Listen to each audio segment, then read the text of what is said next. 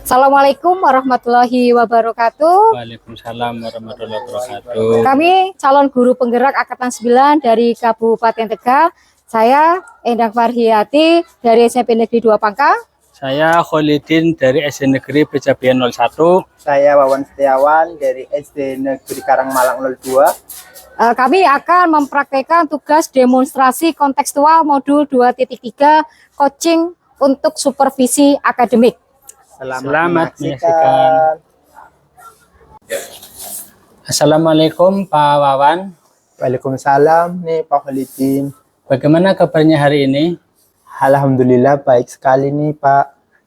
Seperti yang sudah Bapak ketahui ya, bahwa Bapak akan melakukan coaching dan Bapak yang menjadi coachnya.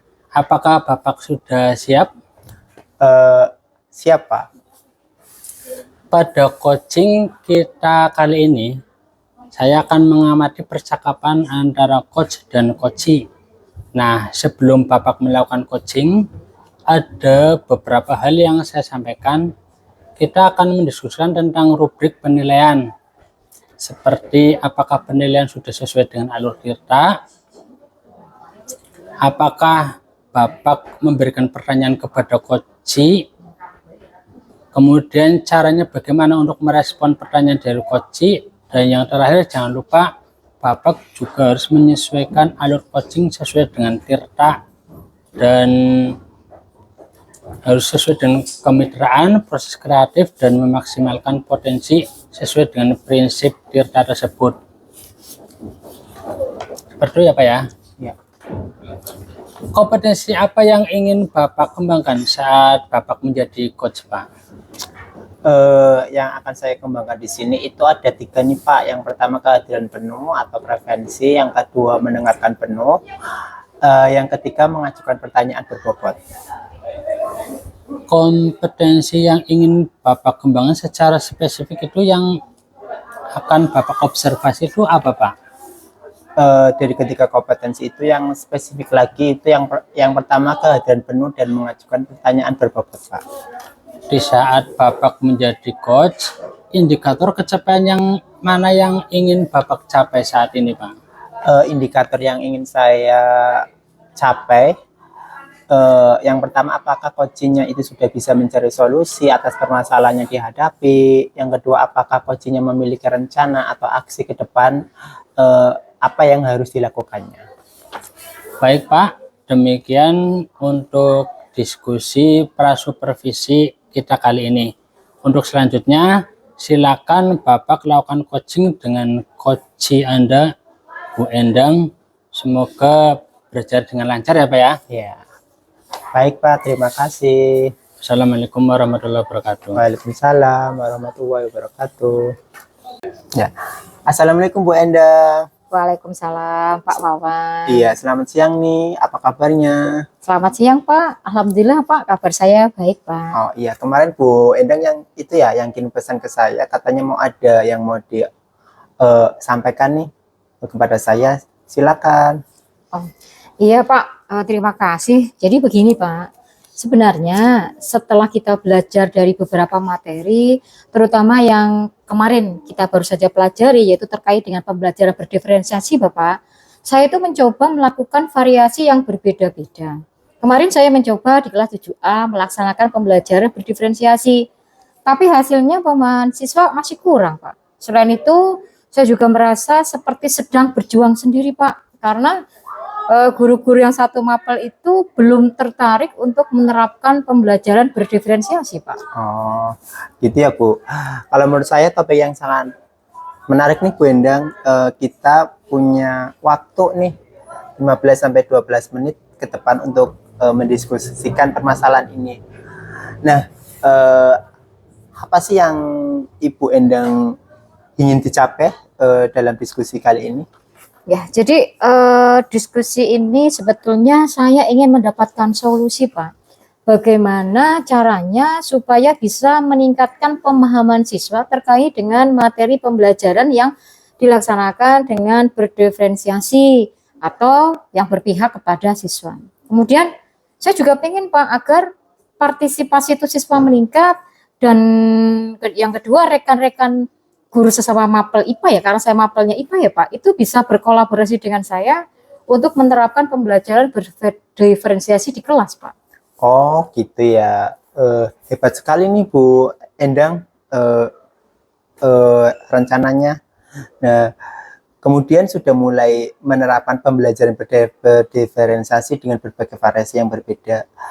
Tapi Ibu merasa hasil pemahaman siswa itu belum optimal ya Bu ya? Iya Pak. Nah, kemudian apa sih yang menjadi permasalahan Ibu Endang dalam pembelajaran itu sebetulnya? Jadi mungkin ada 3 hal ya Pak ya.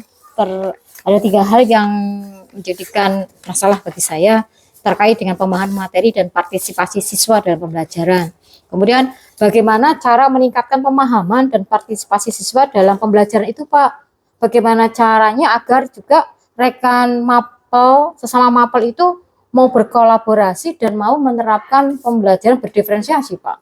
Wow, menarik sekali nih obrolan kita kali ini ya Bu Endang ya. Jadi Bu Endang itu memiliki 3 hal yang menjadi kendala ya Bu dalam Pak. menerapkan pembelajaran berdiferensiasi ya. Terkait yang pertama itu pemahaman materi, yang kedua partisipasi siswa, dan yang ketiga kolaborasi rekan mata pelajaran ya Bu. Kalau boleh tahu nih Bu, apa sih yang ingin dicapai oleh Ibu dalam pembelajaran berdiferensiasi ini? Jadi sebenarnya saya itu ingin ketika pembelajaran berdiferensiasi itu Pak, sesudah saya melakukan pengamatan, kemudian ada kuesioner, wawancara terkait kesiapan belajar siswa dan gaya belajar siswa. Kemudian setelah itu dituangkan dalam rencana pembelajaran agar sesuai dengan kebutuhan siswa Pak. Kemudian siswa berpartisipasi secara aktif dan materi pelajaran pun dapat dimahami oleh mereka. Kemudian pembelajaran berdiferensiasi ini bisa dilakukan secara berkesinambungan, Pak. Oh gitu. Alhamdulillah ya Bu ya. Salut sekali saya setelah mendengar jawaban dari Bu Endang mengapresiasi sekali apa yang sudah Ibu lakukan. Nah, kalau saya boleh tahu nih, langkah atau strategi apa yang sudah Ibu lakukan supaya kualitas pembelajaran berdiferensiasinya itu semakin bagus dan dapat diterapkan di semua tingkatan. Jadi yang sudah saya lakukan sebetulnya Pak, itu saya sudah berusaha mengelompokkan siswa berdasarkan gaya belajar mereka Pak.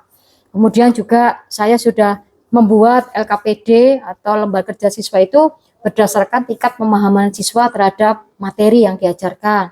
Selain itu saya juga sudah mendiskusikan Pak di MGMP tingkat sekolah Pak, karena kita kan punya 6 guru IPA, jadi kita sering berdiskusi tentang bagaimana ya cara membuat LKPD agar yang dibuat itu bisa menjadi siswa paham Pak. Oh, iya. Wow, mantap sekali nih langkah yang sudah Ibu Endang lakukan. Alhamdulillah ya Bu ya, kalau tidak keberatan nih, apakah Ibu pernah mendapat semacam dukungan atau motivasi untuk menerapkan pembelajaran berdiferensiasi ini, kemudian lalu dukungan seperti apa yang sudah Ibu dapatkan untuk lebih menambah semangat dalam menerapkan pembelajaran berdiferensiasi ini? Alhamdulillah sih saya sudah berkonsultasi dengan Bapak Kepala Sekolah, rekan guru 1 mapel, kemudian juga semua beberapa rekan sejawat lah Pak di sekolahan. Artinya kita sudah ada kolaborasi di sekolah untuk mendukung pembelajaran ini Pak. Bagus Bu, Ibu sudah melangkah mendekati sempurna nih ya, terkait dengan dukungan bagaimana berkolaborasi Ibu dengan rekan-rekan guru supaya pembelajaran berdiferensiasi ini bisa berjalan dengan baik. Jadi ya Pak, jadi saya berharap kan bisa berjalan dengan baik Pak. Cuma begini Pak, ada sedikit kendala Pak, karena jika saya ajak berkolaborasi itu ada kadang guru yang tidak mau Pak. Jadi saya kadang sudah mengajak guru-guru rekan kelas 7 untuk bergabung dalam pembelajaran berdiferensiasi. Jadi kami berharap itu ada berkesinambungan Pak. Jadi tidak hanya di kelas 7, 8, atau 9. Kita itu selama ini kan mungkin hanya yang kurikulum merdeka ya Pak, di kelas 7 dan 8. Saya berharapnya itu juga bahwa pelajaran berdiferensiasi itu nanti ada juga di kelas 9, sehingga kita perlu kolaborasi antara tidak hanya kelas 7 tapi semua rekan-rekan guru di kelas 7, 8 dan 9, Pak. Oh, seperti itu. Nah, terkait dengan langkah yang Ibu akan lakukan, tentunya dalam berkolaborasi dengan rekan yang sesama mengajar di kelas 7 ya tadi ya Bu ya, di kelas 7, kelas 8, kemudian kelas 9. Harapan Ibu ke depannya itu seperti apa? Saya berharap bisa terus berkolaborasi Pak dengan teman sejawat untuk melaksanakan pembelajaran berdiferensiasi ini. Ya semoga dengan berjalannya waktu, pemahaman yang saya sampaikan kepada rekan-rekan dan peserta didik itu akan semakin meningkat, sehingga mereka akan lebih senang mengikuti pembelajaran yang sudah saya rancang, Pak. Oh, seperti itu ya. Kemudian antara level 1 nih, level 1 sampai 10 kira-kira ada di level berapa nih rekan sejawat Ibu ini dan bisa dinaikkan sampai ke level berapa lagi? Kira-kira sih kalau sekarang sih baru level 5 Pak grade-nya Pak. Karena ada beberapa guru yang sudah senior sepertinya memiliki kendala dalam menerapkan pembelajaran berdiferensiasi. Mengingat pembelajaran ini kan membutuhkan banyak persiapan dan IT ya Pak ya. Tapi saya yakin untuk keseluruhan bisa ditingkatkan mungkin sampai level 8 Pak. Karena meskipun sudah senior, kalau persiapan bisa dihandle oleh guru-guru yang masih muda dalam segi aplikasi di kelas, mereka kayaknya oke-oke saja Pak, bahkan mungkin bisa lebih jago Pak. Oh iya, wah menarik sekali nih obrolan kita kali ini Bu Endang terkait level guru-guru di sekolah yang Bu Endang laksanakan. Nah, kemudian apakah ada hal yang akan Ibu lakukan dalam waktu dekat untuk memperkuat kolaborasi Ibu dengan rekan satu mapel? Ya. Jadi untuk waktu dekat ini rencana saya setelah pekan asesmen ya Pak, akhir ini ada waktu seminggu sambil remedial dan mengolah nilai, saya akan berdiskusi dengan rekan sejawat membicarakan tentang pembelajaran berdiferensiasi ini Pak. Ya, alhamdulillah ya Bu, saya senang mendengarnya. Kemudian saya sangat bahagia nih karena Ibu sudah menemukan solusi untuk permasalahan yang Ibu hadapi. Saya ingin bertanya lagi nih terkait siapa saja nih yang bertanggung jawab dan terlibat dalam acara diskusi yang akan Ibu laksanakan tersebut. Ya. Jadi mungkin saya nanti sebagai penanggung jawab kegiatan Pak, karena saya yang menginisiasi terlaksananya kegiatan acara ini Pak, kegiatan ini. Kemudian guru IPA kelas 7, kemudian guru IPA kelas 8 dan guru IPA kelas 9. Kemudian juga untuk guru dari mapel lain juga boleh ikut bergabung kalau memang beliau-beliau bersedia Pak. Oh, seperti itu ya Bu ya. Jadi menggabungkan guru-guru IPA yang ada di sekolah Ibu ya Bu ya. Kemudian bagaimana nih cara Ibu memastikan ya bahwa kegiatan ini benar-benar akan terlaksana dan segala hasil diskusi yang Ibu lakukan terkait pembelajaran berdiferensiasi ini akan dapat terimplementasi dengan baik di kelas. Jadi saya akan mulai menghubungi guru-guru rekan satu rumpun dulu Pak. Jadi guru-guru IPA mungkin saya akan hubungi mulai dari sekarang. Kemudian saya juga akan mencari ruangan yang nyaman tentunya dan memastikan ada waktu yang benar-benar senggang dan lapang untuk kita mendiskusikan tentang pembelajaran berdiferensiasi ini Pak. Oh ya, alhamdulillah ya Bu, kebetulan waktu kita itu sudah habis nih, tidak terasa membicarakan topik yang Ibu Endang sampaikan sangat luar biasa sekali dan saya juga sangat senang nih karena Bu Endang itu bisa menemukan solusi dan langkah yang tepat untuk mengatasi permasalahan yang sedang Ibu Endang hadapi. Terima kasih ya Bu Endang, saya tunggu nih kembali diskusinya. Oke, terima kasih juga atas waktunya Pak Wawan. Pak Wawan sudah luar biasa sekali sehingga saya terbantu Pak dalam coaching kali ini Pak. Iya, sama-sama Bu Endang. Sampai ketemu lagi dengan hasilnya ya Bu Endang. Terima kasih. Ya, waalaikumsalam warahmatullahi wabarakatuh. Selamat siang Pak Wawan. Ya, selamat siang Pak Holidin. Bagaimana proses coaching tadi? Apakah sudah berjalan dengan baik Pak? Alhamdulillah ya, tadi itu sudah berjalan dengan baik, sudah lancar. Setelah melakukan observasi bersama Coach tadi, ada pertanyaan yang akan saya tanyakan kepada Bapak. Pertanyaan pertama, apa saja yang sudah didapatkan pada saat coaching terkait indikator ketercapaian yang diinginkan Bapak?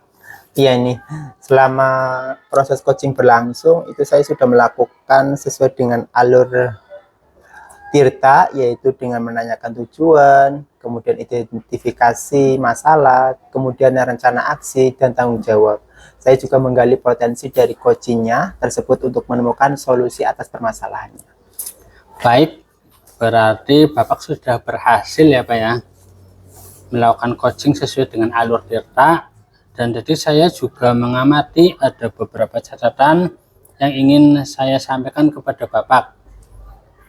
Yang pertama, Bapak sudah berhasil menyampaikan sesuai dengan alur Tirta yang seperti tadi Bapak sampaikan, yaitu sudah menanyakan tujuan kepada coach dan sudah mengidentifikasi masalah yang ada pada coach dan sampai kepada menanyakan reaksi, rencana aksi dan tanggung jawabnya.